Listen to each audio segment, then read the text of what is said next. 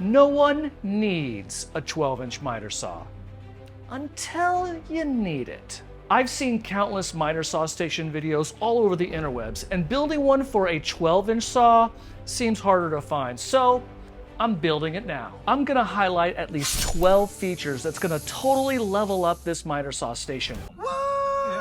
What could have been basic is now gonna be my dream miter saw station. I guarantee you at least 3 of these features are gonna make you say, you know, I wouldn't have thought of that. I'm glad I watched this video. This miter saw station has been percolating in my mind for the last 5 years and just kept getting pushed aside to another day. I didn't want to mail this one in and just make a functional workstation. I wanted to go all out for this project. I wanted it to be a place where I not only can build cool stuff, but a project that I can look at and think, wow, I built that. In a future video, I'll go over all the how-tos and details of building it, but for the meantime, I want to highlight all the obvious and frankly not so obvious features that can level up your miter saw station. Let's dive right into the first genius feature. Check this out. I'm gonna put T-track in here so that I can have a stop block. But that T-track is gonna be recessed into this 3/4 inch plywood. But when I screw it in, it's not gonna have a lot to bite into, but just a thin piece of plywood. I'm gonna put an extra brace in that lines up with where the fence is. It's gonna have enough room on both sides of the fence because I don't know the exact placement, but I'll probably go 5 or 6 inches wide, put it in just like these braces. I could have just done one big piece, but I really wasn't sure where the fence was gonna line up until now. That plank is gonna be so helpful because the T-track is gonna be super secure. So if you're making a miter saw station, think about if you're gonna do T-track, you want something that it's gonna have to dig into if you don't do a full panel on the top, which I did not. And most cabinets don't have a full panel on top because they have a countertop. The second genius feature of this large and deep miter saw station is tons of storage. That's a lot, right? And I'm using 22-inch drawer slides. These are cheap ones that I got off Amazon. For a shop project, I think they're plenty acceptable. I'm gonna have 1, 2, 3, 4 cabinets, including a middle cabinet with cupboards, but these cabinets, all 4 of them, will have 6 drawers. 22-inch deep, full extension. I don't have enough stuff to put in all these drawers, but I know someday I will, because you know us woodworkers, we love to buy tools, and I am no exception. Installing these drawers was actually pretty easy. I just started from the bottom and worked my way up, which is a little different than I've done in the past. I used a 1/2-inch piece of plywood as a platform to put on top of each drawer and create the proper spacing, as well as little spacers that I cut out for my dimensions in the plans that I will include that you can get by clicking on the link in the description. All the spacing will be equal and a lot easier. So that's why I do this now. So when I do the plans, I can make adjustments just for you guys. Right now, I need to get these out of here and install these toe kicks well shimmed and level. Then apply the face of the toe kicks, which will be maple plywood, not birch. Put the cabinets back up here and mount them to the wall, which then brings us to the third genius feature of this miter saw station that sets it apart from the rest is the plethora of tabletop space I have to work with. It was a little bit too much as far as I was concerned. We're talking 4 by 2 feet. 8 and 8 makes 16 total square foot space. Oh my God, math. Math! It's gonna be great to be able to use it to assemble things. This is uninterrupted space, except for the T-track that I'm gonna put in here, which I'll talk more about and show you later. Because I have to make this big enough for a 12-inch blade miter saw, it just bumps this out just a little extra, and that is something that's a positive. Yes!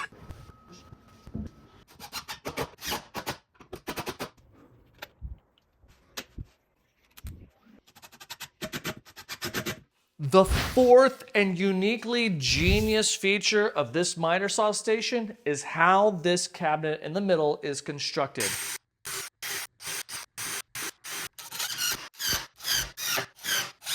I have a Makita miter saw that's gonna sit right here.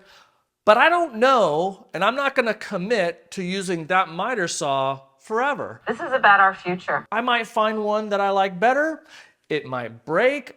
Who knows? Nobody knows. I could upgrade someday. So the height of this really is important. This entire cabinet, as you see it, has no glue. That's really good because I can disassemble it. I can cut this piece shorter as well as these two and lower it. I can replace these pieces with other pieces and raise it. We can do anything. This cabinet, glue involved. This cabinet, no glue. And I can look to the future with endless possibilities and adjustability.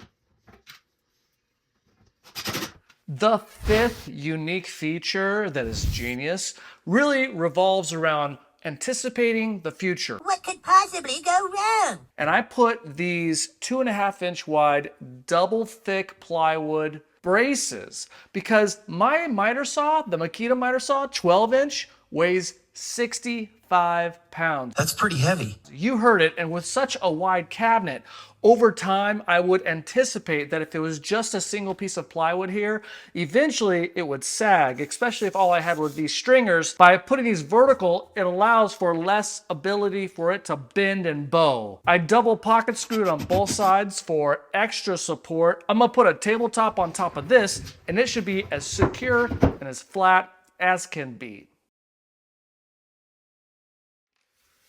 Well, here we are at the sixth genius feature of this miter saw station, and that is T-track, no fence. Why are you the way that you are? A fenceless miter saw station. Now I know some people feel passionate about the fence. The miter saw itself has a fence, and that's all that I need. Some people argue if you don't have a fence here, it just leaves plenty of space to pile on all your tools. It's a clutter fest. Well, I'm an adult and pretty responsible, and I like space, so no fence. It really is unnecessary. But this T-track, all black, is slick looking, and I love it. It also goes great with these. Honestly, I picked the black screws for a reason. And in the theme of black screws, I am not going to secure this T-track, which is not yet secure, with these little silver looking ones. I have these black ones right here, but they're kind of a faded black. These types of screws right here, I need to get the right length, 5/8 or 3/4. Those are coming in the mail. And it's gonna secure this and look completely amazing and flush with the table. Can't wait to actually use it. The seventh genius feature of this miter saw station, an inlaid laser engraved ruler from my X-Tool S1. I had to do it in sections because my laser isn't this wide enough, but it starts right at around 13.5 inches, calibrated to where the blade is, and I gotta say, I need to know for sure. I like it a lot. It's gonna be so nice to be able to put my pieces down and just know exactly where to cut. I could have done down to 1/32 or 1/16, but 1/8 was just fine for me. I regret nothing. The end. I don't need to get that precise with my miter saw cuts, and if I do, I always got the tape measure. If I did it that refined, I probably wouldn't be able to fill it all in with epoxy like I did, so an 1/8 of an inch increments is just fine for this project.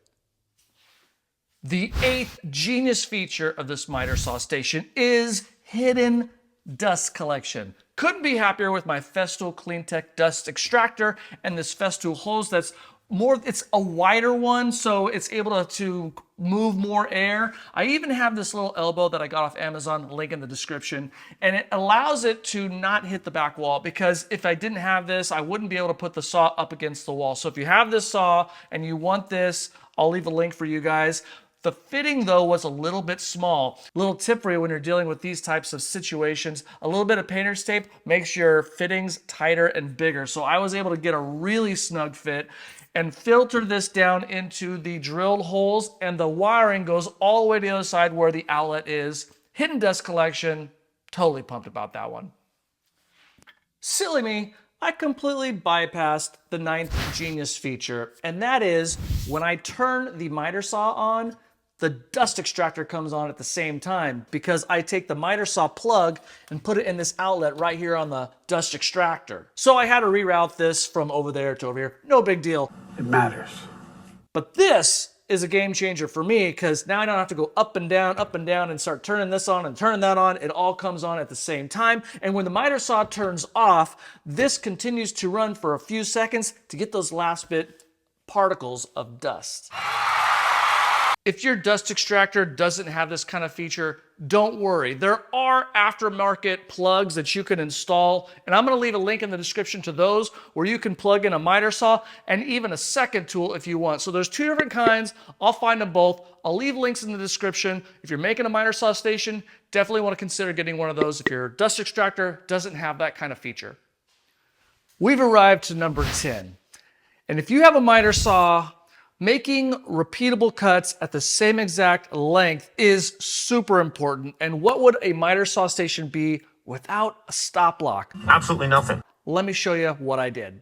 In preparing to build this miter saw station, I researched so many different ways to have a stop block, from buying really expensive ones with the whole entire tracks from woodpeckers. No, we're not doing that. Which was way out of the budget that I wanted to spend. But Jody from Inspire Woodcraft showed me this great idea on one of his videos, and I don't think he was the one that came up with it because I've seen other people do it. So if I'm wrong, credit to Jody all the way. But this is what we did.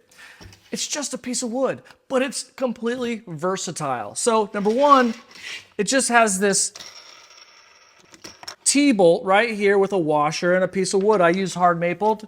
The capabilities of this stop block is actually pretty cool. Number one, you can flip it so that it can go all the way up against the blade and you can cut really small pieces. And then for the larger pieces, you can flip it around this way and you have plenty of space and this isn't in the way. But what happens if you gotta go all the way that way? The nice thing about this is it can flip this way and go up against the wall and you got that much clearance. And when you're not using it, you can simply just store it right here. I loved this idea so much that I made one for both sides of my miter saw. We have arrived at the 11th genius feature of this miter saw station. By the way, the 11th feature is not the amazing paint job that I did. Had to match the upper cabinets, of course. But the 11th is LED lighting. I spent way too much money causing problems. I am never gonna financially recover from this. Eventually, I got it all worked out. I went through a lot of trial and error trying to find the perfect lights. Comes with the remote, by the way. The ones that I found, the ones that I figured out are the best for the situation that I want are COB, which stands for Circuit Onboard LED Lights, or FCOB for Flexible Circuit On Board. So COB or FCOB. They are brighter. They have a protective coating over the top so you don't see each individual square. The LED lights are fairly close together so it's uniform. You don't need a diffuser because the glow is just perfect. One of the benefits that I like about these lights is that they have multiple colors. So I can change it to green, to blue, to red. I even have this kind of like bright white color. This is your standard kind of warm yellow. Lots of different colors. I can also change the settings, so if I want to play music, it'll follow my voice or the music that's being played. And it has different settings. It has your rock setting. It's got your pop setting as well. It's got an R&B setting. That's not what it is. It has an R&B setting. Either way, it's kind of gimmicky, but still kind of cool. But for most intents and purposes, I kind of like this yellow feature. I'm going to leave links in the description for every single item that I bought to make this system work because I had to go from lower to upper and I didn't want the LED lights all one continuous strip, so I had to do a little simple wiring, super simple. And trust me, I made some mistakes along the way, so I figured it all out for you guys. Just click on the links if you want to get the same thing that I do for your cabinets in your kitchen or your miter saw station. Before we get into the 12th genius feature of this miter saw station, I just want to let you know that I will be putting out a video where I show you what I did to build this entire miter saw station. It will be in the top right-hand corner of the video that you're watching right now at the very end. So that's coming out after this one. Come back to the channel, click on that link. If you're coming in late, it'll be right here. Otherwise, there'll be a different video suggested just for you. Click on that as well. Also, if you want to support the channel and promote the hobby and profession of woodworking, pick up a t-shirt, Occupy Woodshops or Occupy Shop Class. Do it for you, do it for me. It'll help us out a lot. Now, without further ado, it's time for the 12th Genius feature. Now, ever since I got a miter saw and learned about this, I wanted one so bad, but I couldn't get one until I built a miter saw station, because you could only use it with something that had a platform. Otherwise, it was pretty much useless. And I'm going to show you exactly what that accessory is. The $1 million stick. Now, you may have seen this, but let me show you how cool this is and what the problem is. It's too big for a miter saw. You can't use it unless you have something to put it on. Now, you can put it down here to brace it. You can put it up here. That works, but just the miter saw station alone, it's too big. But it has such a great purpose. So let me show you what that is. If you're, let's say, cutting a very small piece and you don't want to get your hand too close to the blade, this thing will keep it stable really close to the blade, just like this.